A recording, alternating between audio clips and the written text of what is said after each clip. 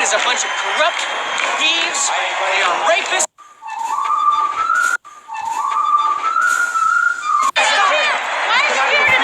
What do you have to say to these people? I can't find the words to express how the leadership of this government sickens me.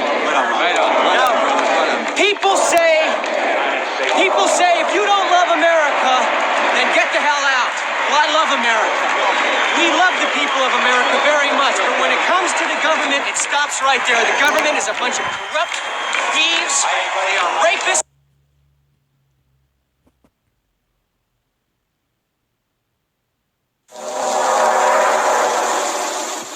In October 2000, the president of Iraq, Saddam Hussein, announced they would no longer be selling oil in US dollars, only in euros.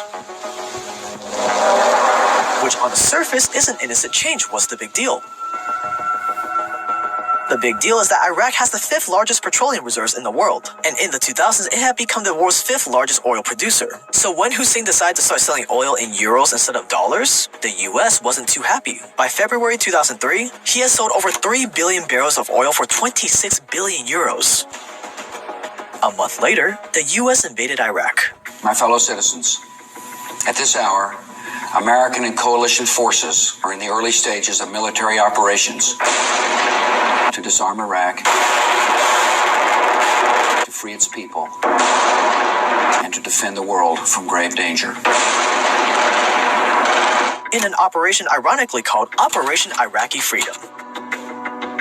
They overthrew Saddam, and by June, just 4 months later, the country was back to selling oil in dollars. Years later, a number of U.S. officials started to let the truth seep out. Former head of U.S. operations in Iraq, General John Abizaid, said, "Of course it's about oil. We can't really deny that."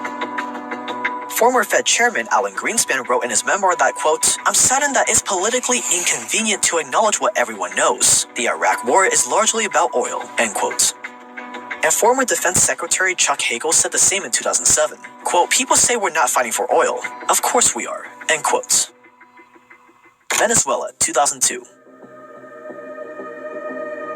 Coincidentally, Venezuela also has large oil reserves. In fact, they have the largest proven oil reserves in the world. At the time, Hugo Chavez was in charge of Venezuela as the dictator president.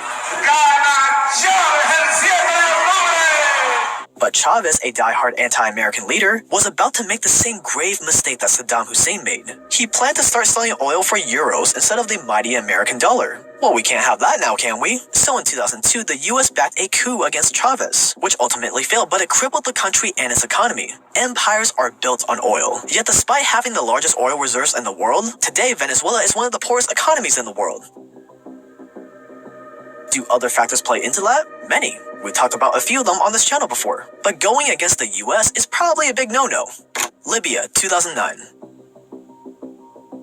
Eerily similar to Venezuela and Iraq, Libya has the largest oil reserves in Africa, and they weren't doing that bad. They did a great job managing all those oil revenues, building up a 143-ton gold reserve according to WikiLeaks. They had the highest GDP per capita in Africa, and Libya was on track to become the most influential country in Africa. And also similar to Venezuela and Iraq, Muammar Gaddafi, the leader of Libya, suggested all Muslim and African countries buy oil from Libya using a...